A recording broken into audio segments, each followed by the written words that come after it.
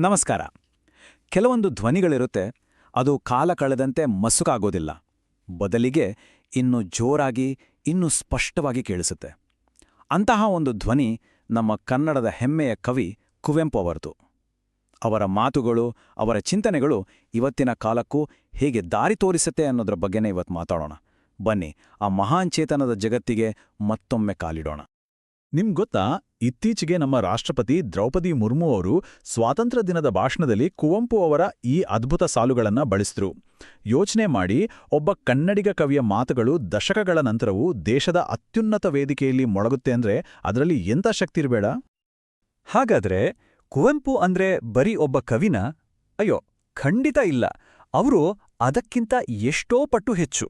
ಅವರು ಒಬ್ಬ ಸಮಾಜ ಸುಧಾರಕ.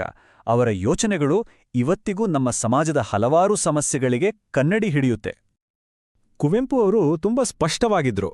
ಈ ಜಾತಿ, ಮತ ಅನ್ನೋದೆಲ್ಲ ನಮ್ಮ ದೇಶದ ಬೆಳವಣಿಗೆಗೆ ಕುತ್ತಿಗೆಗೆ ಬಿಗಿದಿರೋ ಒಂದು ಉರುಳು ಅಂತ ಅವರು ನೇರವಾಗಿ ಹೇಳುತ್ತಿದ್ರು.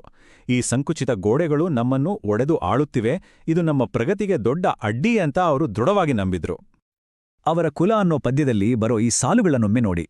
ಎಂಥ ಅದ್ಭುತವಾದ, ಸರಳವಾದ, ಆದ್ರೆ ಅಷ್ಟೇ ಚುಚ್ಚುವಂಥ ಪ್ರಶ್ನೆ ಅಲ್ವಾ? ಕೊಳಲಿನಿಂದ ಬರೋ ಸುಂದರ ಸಂಗೀತವನ್ನ ನಾವು ಆಸ್ವಾದಿಸ್ತೀವಿ. ಅವಾಗ ಯಾರಾದ್ರೂ ಇದು ಯಾವ ಜಾತಿಯ ಬಿದಿರಿನಿಂದ ಮಾಡಿದ್ದು ಅಂತ ಕೇಳ್ತಾರಾ? ಇಲ್ಲ ತಾನೇ? ಹಾಗಿದ್ರೆ ಮನುಷ್ಯರ ವಿಚಾರದಲ್ಲಿ ಯಾಕೆ ಈ ಜಾತಿಯನ್ನು ಕೂಗು ಅಂತ ಅವ್ರು ಕೇಳಿದ್ರು. ಸರಿ, ಇಂತಹ ಒಬ್ಬ ಅದ್ಭುತ ವ್ಯಕ್ತಿಯ ಯೋಚನಾ ಲಹರಿ ಹೇಗೆ ರೂಪುಗೊಂಡಿರಬಹುದು? ಅವರ ಮೇಲೆ ಪ್ರಭಾವ ಬೀರಿದ್ದು ಮುಖ್ಯವಾಗಿ ಎರಡು ಶಕ್ತಿಗಳು. ಒಂದು, ಅವರು ಹುಟ್ಟಿ ಬೆಳೆದ ಮಲೆನಾಡಿನ ಪ್ರಕೃತಿ. ಇನ್ನೊಂದು, ಅವರು ಓದಿದ ಪುಸ್ತಕಗಳ ಪ್ರಪಂಚ. ಇವೆರಡೂ ಸೇರಿ ಕುವೆಂಪುವರನ್ನ ರೂಪಿಸಿದ್ದು ಹೇಗೆ ಅಂತ ನೋಡೋಣ. ಮಲೆನಾಡಿನಲ್ಲಿ ಹುಟ್ಟಿ ಬೆಳೆದ ಕುವೆಂಪು ಅವರಿಗೆ ಪ್ರಕೃತಿ ಅನ್ನೋದು ಬರೀ ಹೊರಗಿನ ಸೌಂದರ್ಯ ಆಗಿರ್ಲಿಲ್ಲ, ಅದು ಅವರ ಗುರುವಾಗಿತ್ತು, ದೈವವಾಗಿತ್ತು. ಮುಂಜಾನೆಯ ಮುಂಜು, ಪಶ್ಚಿಮ ಘಟ್ಟಗಳ ಹಸಿರು, ಇದೆಲ್ಲ ಅವರ ಕಾವ್ಯದಲ್ಲಿ ಜೀವಂತವಾಗಿ ಉಸಿರಾಡುತ್ತೆ. ಅವರಿಗೆ ಪ್ರಕೃತಿಯ ಪ್ರತಿಯೊಂದು ಅಣುವಿನಲ್ಲೂ ದೈವತ್ವ ಕಾಣ್ತಿತ್ತು. ಒಂದು ಕಡೆ ಹೀಗೆ ಪ್ರಕೃತಿಯ ಆರಾಧಕ, ಆದರೆ ಇನ್ನೊಂದು ಕಡೆ ಅವರು ಅಷ್ಟೇ ದೊಡ್ಡ ಪುಸ್ತಕದ ಹುಳು ಕೂಡ ಆಗಿದ್ರು. ಶೇಕ್ಸ್ಪಿಯರ್, ಮಿಲ್ಟನ್, ವರ್ಡ್ಸ್ವರ್ತ್ನಿಂದ ಹಿಡಿದು ಟಾಲ್ಸ್ಟಾಯ್ವರೆಗೂ ಜಗತ್ತಿನ ಶ್ರೇಷ್ಠ ಸಾಹಿತ್ಯವನ್ನೆಲ್ಲ ಓದಿ ಜೀರ್ಣಿಸ್ಕೊಂಡಿದ್ರು. ಪ್ರಕೃತಿಯ ಅನುಭವ ಮತ್ತು ಪುಸ್ತಕದ ಜ್ಞಾನ, ಇವೆರಡರ ಸಂಗಮವೇ ಕುವೆಂಪು ಅವರ ಪ್ರತಿಭೆ. ಒಂದು ಇಂಟ್ರೆಸ್ಟಿಂಗ್ ವಿಷಯ ಅಂದ್ರೆ, ಕುವೆಂಪು ಅವರು ಮೊದಮೊದಲು ಬರೀ ಇಂಗ್ಲಿಷಲ್ಲಿ ಬರೀತಿದ್ರು. ಆಗ ಅವರನ್ನ ಭೇಟಿಯಾದ ಐರಿಷ್ ಕವಿ ಜೇಮ್ಸ್ ಕಜಿನ್ಸ್ ಒಂದು ಮಾತು ಹೇಳ್ತಾರೆ, ನಿನ್ನ ಪ್ರತಿಭೆ ನಿನ್ನ ಮಾತೃಭಾಷೆಯಲ್ಲಿ ಅರಳಬೇಕು ಅಂತ. ಆ ಒಂದು ಸಲಹೆ ಕುವೆಂಪು ಅವರ ದಿಕ್ಕನ್ನೇ ಬದಲಾಯಿಸಿಬಿಟ್ಟು. ಕನ್ನಡಕ್ಕೆ ಒಬ್ಬ ಯುಗಪುರುಷ ಸಿಕ್ಕಿದ್ದು ಆ ಒಂದು ಮಾತು ಕೇಳಿದ ನಂತರವೇ. ಈಗ ಬರೋಣ ಕುವೆಂಪು ಅವರ ಸಾಹಿತ್ಯ ಜೀವನದ ಬಹುಶಃ ಅತ್ಯಂತ ಕ್ರಾಂತಿಕಾರಕ ಕೆಲಸದ ಕಡೆಗೆ. ಅದು ಭಾರತದ ಮಹಾಕಾವ್ಯಗಳಲ್ಲಿ ಒಂದಾದ ರಾಮಾಯಣಕ್ಕೆ ಅವರು ಕೊಟ್ಟ ಒಂದು ಹೊಸ ರೂಪ. ಅವರು ಬರೆದ ರಾಮಾಯಣಕ್ಕೆ ಶ್ರೀರಾಮಾಯಣ ದರ್ಶನಂ ಅಂತ ಹೆಸರಿಟ್ರು. ಇಲ್ಲಿ ದರ್ಶನಂ ಅನ್ನೋ ಪದ ತುಂಬಾ ಮುಖ್ಯ. ಯಾಕಂದ್ರೆ ಇದು ಬರೀ ರಾಮಾಯಣದ ಇನ್ನೊಂದು ವರ್ಷನ್ ಅಲ್ಲ, ಬದಲಿಗೆ ವಾಲ್ಮೀಕಿಯ ಕಥೆಯ ಮೂಲಕ ಕುವೆಂಪು ಅವರಿಗಾದ ಒಂದು ಸಾಕ್ಷಾತ್ಕಾರ, ಅವರಿಗೆ ಕಂಡ ಒಂದು ಹೊಸ ದೃಷ್ಟಿ. ಈ ದರ್ಶನಂನಲ್ಲಿ ಬರುವ ಒಂದು ದೃಶ್ಯ ಇಡೀ ಕಾವ್ಯದ ತಿರುಳನ್ನೇ ಬದಲಿಸ್ಬಿಡುತ್ತೆ. ಅದೇ ಅಗ್ನಿಪರೀಕ್ಷೆ. ಮಾಮೂಲಿ ಕಥೆಯಲ್ಲಿ ಸೀತೆ ಮಾತ್ರ ಬೆಂಕಿಗಿಡಿದು ತನ್ನ ಪಾವಿತ್ರ್ಯವನ್ನ ಸಾಬೀತು ಮಾಡಬೇಕು. ಆದರೆ ಕುವೆಂಪು ಅವರ ರಾಮ ಏನು ಹೇಳ್ತಾನೆ ಗೊತ್ತಾ? ಧರ್ಮ, ಕಾನೂನು, ಪರೀಕ್ಷೆ ಎಲ್ಲವೂ ಪತ್ನಿಗೆ ಮಾತ್ರವಲ್ಲ, ಪತಿಗೂ ಅನ್ವಯ. ಹೀಗೆ ಹೇಳಿ ಸೀತೆಯ ಕೈ ಹಿಡಿದು ತಾನೂ ಬೆಂಕಿಗೆ ಧುಮುಕ್ತಾನೆ. ಅಬ್ಬಾ, ಎಂಥ ಕ್ರಾಂತಿಕಾರಿ ಬದಲಾವಣೆ ಇದು! ಈ ಒಂದೇ ಒಂದು ದೃಶ್ಯದ ಮೂಲಕ ಕುವೆಂಪು ತಮ್ಮ ಸರ್ವೋದಯ ಅನ್ನೋ ತತ್ವವನ್ನ ಮುಂದಿಡ್ತಾರೆ. ಸರ್ವೋದಯ ಅಂದ್ರೆ ಎಲ್ಲರ ಉದಯ.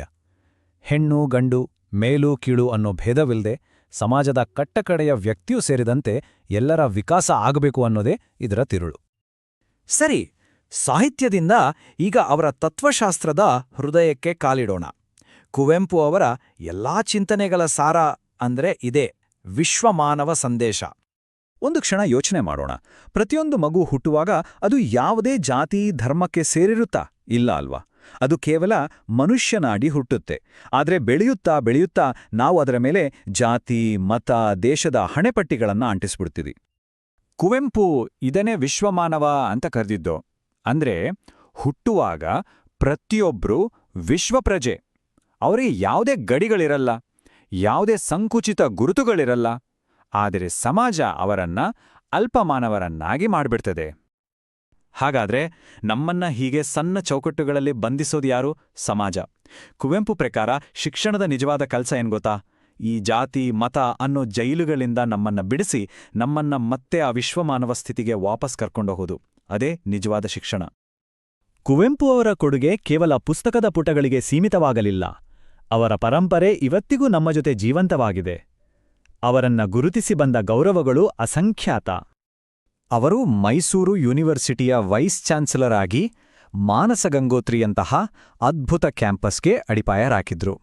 ಆಮೇಲೆ ಅವರಿಗೆ ರಾಷ್ಟ್ರಕವಿ ಅನ್ನೋ ಗೌರವ ಸಿಕ್ತು. ಕೊನೆಗೆ ಕನ್ನಡಕ್ಕೆ ಮೊಟ್ಟಮೊದಲ ಜ್ಞಾನಪೀಠ ಪ್ರಶಸ್ತಿಯನ್ನ ತಂದುಕೊಟ್ಟಿದ್ದು ಇದೇ ಶ್ರೀರಾಮಾಯಣ ದರ್ಶನಂ ಕೃತಿ.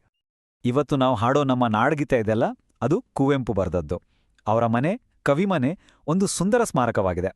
ಅಷ್ಟೇ ಅಲ್ಲ, ಅವರ ಹುಟ್ಟಿದ ಹಬ್ಬವನ್ನು ನಾವು ವಿಶ್ವಮಾನವ ದಿನ ಅಂತ ಆಚರಿಸ್ತೀವಿ. ಅವರ ಸಂದೇಶ ಇವತ್ತಿಗೂ ಜೀವಂತವಾಗಿದೆ ಅನ್ನೋದಕ್ಕೆ ಇದೇ ಸಾಕ್ಷಿ. ಕೊನೆಯದಾಗಿ ಅವರ ಅನಿಕೇತನ ಅನ್ನೋ ಕವಿತೆಯ ಒಂದು ಆಶಯದ ಜೊತೆ ಮಾತು ಮುಗಿಸೋಣ. ಓ ನನ್ನ ಚೇತನ ಆಗು ನೀ ಅನಿಕೇತನ. ಅಂದ್ರೆ ನಮ್ಮ ಅರಿವು, ನಮ್ಮ ಪ್ರಜ್ಞೆ ಯಾವುದೇ ಒಂದು ಗೋಡೆಗೆ, ಒಂದು ಸಿದ್ಧಾಂತಕ್ಕೆ ಸೀಮಿತ ಆಗ್ಬಾರ್ದು. ಅದು ಮುಕ್ತವಾಗಿರಬೇಕು, ಮನೆಯಿಲ್ಲದಂತಿರಬೇಕು, ವಿಶ್ವವ್ಯಾಪಿಯಾಗಿರಬೇಕು. ಬಹುಶಃ ಇಂದಿನ ಜಗತ್ತಿಗೆ ಇದಕ್ಕಿಂತ ಪ್ರಸ್ತುತವಾದ ಮಾತು ಇನ್ನೊಂದಿಲ್ಲ.